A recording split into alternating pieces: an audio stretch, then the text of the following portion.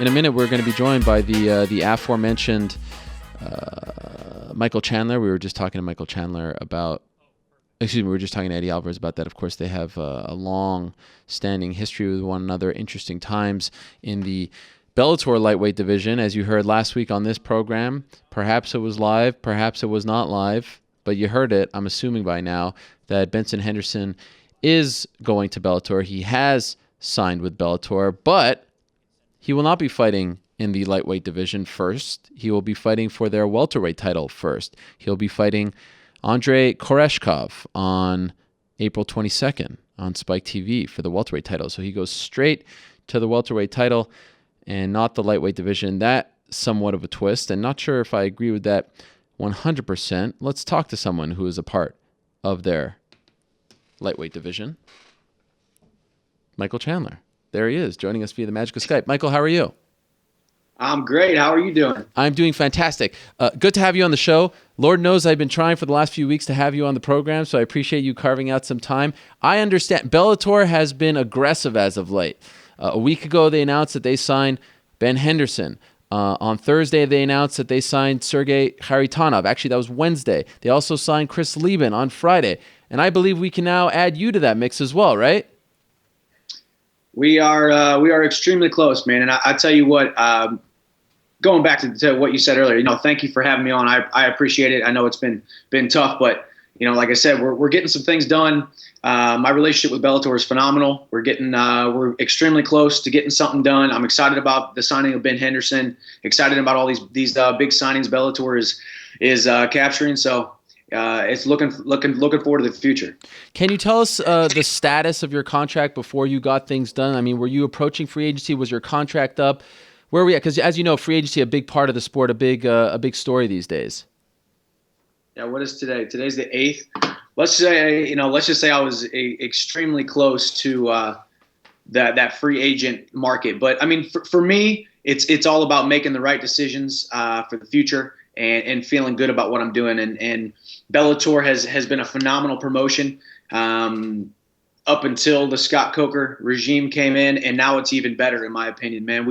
My manager Dave Martin and I went out to San Jose a week or two ago, and we sat down at the table and we found some numbers and some terms and certain conditions that were mutually beneficial for both of us, myself and Bellator included. And we're getting pretty close, but there's got to be some things that are almost non-negotiables. We're kind of trying to change the industry standard. I feel like I've earned my place in this business, in this company, and there's gonna have to be some things that are kind of non-negotiables for me. Like what? Can you tell me what? Just rights. Just letting me be my own person, letting me kind of take control of certain things, letting me feel like I'm more of a strategic partner than I am just a 1099 employee. I've got some goals and some aspirations that are out that kind of supersede, just my fighting career. I plan on becoming, one of the best fighters of all time by the end of my career, but I also have some high hopes and some aspirations for after fighting. So I want to set myself up for that. So it sounds like you didn't play out your contract and test the waters like a Benson Henderson. Why not? Why didn't you just go that route? I can't sit here and say that I know exactly what these other guys' situations are. I can't sit here and say that I know what their numbers are, what their salaries are, what their incentives are. But I can tell you that I'm extremely confident that the position that I am in, nobody in this entire industry would have maybe tested free agent market with the situation that I'm in. Wow. And it's just a good situation to be in, and it's a testament to hard work. It's a testament to doing the right thing. It's not just fighting. It's corporate America. It's whatever job, whatever business you're in. It's not playing politics. It's not being this or being that. It's being a good employee. It's helping the brand, helping your own brand and the company that you work for build together and coinciding. So you get to a situation where everything's mutually beneficial. And I've been nothing but a phenomenal employee, and I'm being compensated for that. And, I look forward to the future. And at the end of the day, I'm only 29 years old. Let's be honest. I'm not anywhere close to retirement. Just because I've talked about retirement before doesn't mean I'm close to it. I've talked about retirement in the sense that I'm making the right business decisions so that when I get to the point where I'm slowing down, when I get to the point where I'm not 100% confident in my abilities and it's time to maybe hang it up, that I don't have to continue to take a paycheck and step into the cage and get beat up for it, you know? I saw you sitting there in the front row in Boston. I thought that they were wooing you, giving you some VIP tickets and all that. That thought doesn't go through your mind at all. I know you're very happy you're being compensated, but Octagon, UFC, you didn't think of that at all. Oh, let's be honest. Okay. No, there's not a day that goes by that there isn't some kind of inner struggle inside me. My wife and I sat there with Hans Molenkamp, Dakota Dresser. I was there with the Monster guys. We were sitting there, and I was 15 feet away from Eddie Alvarez. Yep. I got a ton of respect for him, but he in my mind, he looked slow, and Anthony Pettis, in my mind, he looked uninterested and unmotivated. I mean, I had no doubt if I would have stepped into the cage that night out of shape, I would have trashed both those guys. and that's the kind of confidence that I have. But it's also the fact that you have to look at everything as at the big picture. I got a ton of respect for what the UFC has done. And let's be honest, whether you fight for Bellator, World Series, ONE FC, or the UFC, I am able to sit here in my beautiful house in the situation that I am because of what the UFC has done since 1993 or whenever they started. They have built this sport into a world-renowned powerhouse, and everybody is interested whenever fights are going on, whether it's the UFC, whether it's Bellator, whether whatever promotion it is. This sport has blown up because of what the UFC has done. So, in my mind, I also look towards the future, and I see Ben Henderson coming over. I saw Josh Thompson coming over. I look forward to beating up both those guys. There's all kinds of talks and people asking me and reaching out to me, hey, what's Bellator this? Well, what about Bellator here? How's the sponsorships? How's this? How's that? And in the position that I'm in, I'm not into wooing anybody or trying to get anybody to come over, but at the end of the day, everybody needs to make the best decision they can with the information that they're given. And that's what I'm doing now. And who knows what this sport is going to look like, what the landscape is going to look like, what the lay of the land is going to look like 1 year from now. And just in the last couple of weeks, in the next year, me being able to beat up Josh Thompson and being able to beat up Ben Henderson, that's immediately going to put me up there, in that top 10. And then you get one or two other lightweights coming over. Shoot, now I'm getting compensated like I should be, and I'm also getting to fight the best talent in the world. It's kind of a win-win. So we'll see. What'd you make of the decision to give Benson a welterweight title fight and not put him down at his more natural weight of 155 right away? I don't know if it was – I can tell you one thing. In dealing with Bellator, it isn't always necessarily Bellator telling you what you're going to do all the time. The cool thing about it is it's ran differently. It's not as much a dictatorship as it is a little bit of a democracy. When you put yourself in this position to be the kind of guy that they want to have a mutually beneficial relationship with. Benson Henderson is obviously a great talent. He's a good dude. I don't know him a ton personally. I've only spoken to him a couple times, but he's a good dude. He brings a lot of eyeballs to the TV, and he's an exciting fighter, and he's been a champion at 155, and he's big enough to go 170. So I think they thought, hey, maybe you come in at 170, beat up the Russian, and obviously there's a ton of fights in the welterweight division and in the lightweight division that's great for Ben Henderson, and he can always come down when he wants to, and I hope that he does. If not, I might have to pack on a couple pounds and head up to 70. So it's interesting. In December, Josh Thompson wins, and then he calls you out. He says he wants to fight you and not the champion, and many people, fans, media, such as myself. Who's the champion? Well, actually, okay, well, let's talk. Will Brooks is the champion. He seems like a very unhappy camper these days, and the facts are he beat you twice, right? Yeah. Were you surprised that Thompson called you out as opposed to him? No, I'm not. I mean, who's the bigger fight? Mm-hmm. I mean, there might be a belt on the line, but who's the bigger fight? How many eyeballs are gonna want to tune in to see Will Brooks fight? It's the proof is in the pudding. The proof is in the numbers. That the guy doesn't really move the needle. And then you couple that with the fact that the guy is. I mean, when you talk about, we just got done talking about being a great employee. Whether you're a fighter, whether you're working for whatever company you are. I mean, he's the epitome of a bad employee. Just constantly trashing the promotion, constantly questioning the decisions that people are making, and constantly, quite frankly, whining. I'm this, I'm that. Why is he getting this and he's getting that? The fact that he came out and said something about Bellator doesn't care about the guys that they have on the roster. They only care about the new guys coming in. Man, I am the epitome of an OG in this Bellator division, right? I've been in this promotion since 2009, since I fought in front of 17 people on Fox Deportes, right? At 2 a.m. after a girls' high school softball game.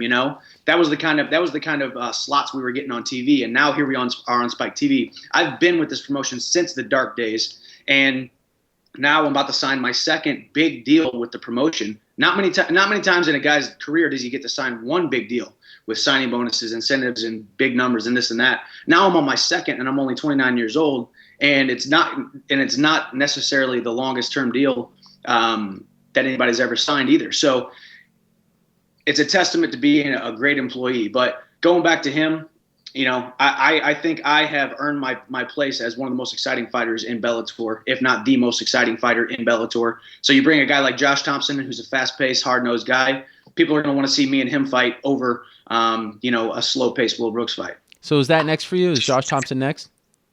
I hope so. We'll see. I mean, I haven't heard yet. Okay. At the end of the day, I don't think Josh called me out with any animosity. I think him and I are both respectful, but man, it's not his time. It's still my time. I'm just entering my prime. And I'm only going up. In my mind, he's been to where the peak of his career, and he's on his way down. So, we're meeting at the right time for me and the wrong time for him. So wherever it is, whenever it is, I'm ready to throw down. And I look forward to that fight, and I know the fans are as well. Can I just say, I love this new Michael Chandler. Holy moly, you are on fire, my friend. This is incredible. I just letting you know how it is, man. Spitting fire, Michael Chandler. Wow. Well, I'm just excited. I'm excited about. I'm excited about the future, and I'm excited about this game. It's the most exciting time of my life right now, and it's gonna translate into the cage as well. So. All right, so where is home now? Like, where are we training these days? Are you going to stick with Power MMA? And if so, why did you leave Alliance? It seemed like things were going well there. Well, home is San Diego. I'm here in San Diego with my wife, and we're taking some time off and still getting some training. Did my last camp at Power MMA. The biggest thing about leaving Alliance, it wasn't necessarily the lack of the lack of talent or the lack of greatness of the team of Alliance. It was, I've been with one guy since the very beginning of my career, and that's Neil Melanson. He is the head coach down in Florida now at the Black Zillions team, and he is the greatest coach in the world, both strategically and on the ground. And I have the most confidence under him and the most confidence with him. So that was one of the big reasons he left San Diego to go down to Florida. And I needed to make a change, and I have a great relationship there with the guys at Power MMA and in Arizona. So it was a perfect fit for me. So wait a second. I'm not the smartest guy, but you say that Neil is the best coach. He's now in Florida. Does that mean that you are going to Florida to follow him? No.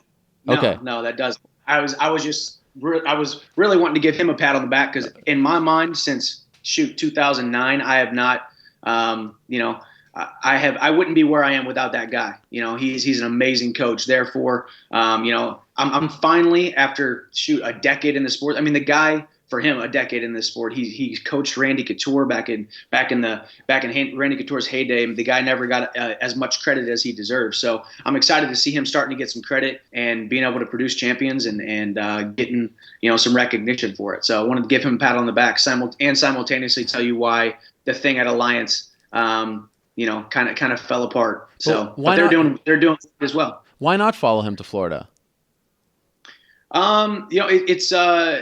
There's a lot more. Just like making the decision between Bellator and the UFC and this and that. There's a lot more extenuating circumstances than there is, with contracts, whether it's just term and money, or whether with a coaching decision or a camp decision, whether or not it's just a certain coach or whatnot. So there's a lot of things that come into play. And I had a phenomenal training camp, last camp at Power MMA. Aaron Simpson, in my mind, is going to be a ton better coach than he was fighter, and he was a great fighter. He just has that. He has that charisma about him. He has that. When you're with him, you feel like you're the only guy in the gym, and he's training just you, and he cares about just you, and he's a phenomenal motivator, and he's a phenomenal guy. And then you look at the team. I mean, Miles Jury and Johnny Case and those guys who came over from Alliance with me is phenomenal. And there's a guy by the name of Logan Storley, who's a 4-time All-American, 5-time state champion from the home city, or the home town of Brock Lesnar, that you need to be watching out for. His name's Logan Storley. He's a phenomenal training partner of mine. So it's a good situation, man. And life is good, and I got some phenomenal people around me. In a perfect world, what would you prefer? Will Brooks number 3 next, or Josh Thompson? Shoot, whatever Bellator wants, man. But in my mind, I'm already the champion. In my mind, having the belt doesn't really mean a ton to me. You ask anybody who the best lightweight in Bellator is, and they say it's me anyway. So it doesn't really matter. It doesn't really matter whether I have the belt or I don't have the belt. I'm going to get the belt, whether I beat Will Brooks next for it, or I beat him 3 fights from now, or I beat him in December of next year. It doesn't really matter to me. It's about beating people up and providing for my family and my future children. And that kind of stuff. So I'd love to beat up Josh Thompson next. That's the biggest fight. And let's be honest, he doesn't have a ton more fights left in him. So I'd love to be next for him. Also, perfect world, when do you want to return? Soon. I'm healthy and I'm feeling good. So I mean, I definitely would like to fight by April-ish, April, May.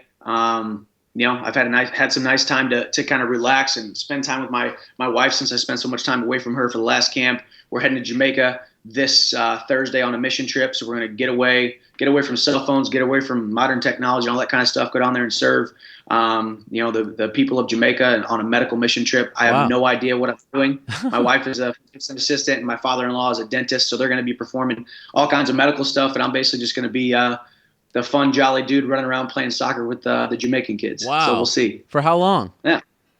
It's 8 days, I believe. Whoa. So no cell phone, no nothing. No communication with the outside world. I don't think so. Jeez. Good thing I got you on this week. Yeah, I know, right? But it's going to be a bunch of, I'll bring it down a bunch of clothes, a bunch of workout gear, a bunch of, clothes that I have amassed over the, 10 different, clothing sponsorships and whatnot that the fighters go through, and you end up with extra apparel and extra gear and all that kind of stuff. Got a whole bag I'm checking just to bring down a bunch of clothes. So that's my contribution, since I know nothing about, medical stuff. Well, you are a class act, my friend. Wow, what a performance this was. Blown away by this interview. I don't know if I want to call you the new Michael Chandler or not. Just a fired up Michael Chandler. Tremendous stuff. Congratulations on the new deal, and really looking forward to your next fight. If it's against Josh, Will, I don't know who. I'm just excited right now. That was great stuff. I'm happy we waited. This was a lot of fun. Thank you, man. I appreciate it as always, and I appreciate you having me on. So excited for the future. All right, there he is, Michael Chandler, stopping by. Congratulations to him on his new contract, or he's about to sign a new contract with Bellator. He is on fire. Wow, that was tremendous stuff.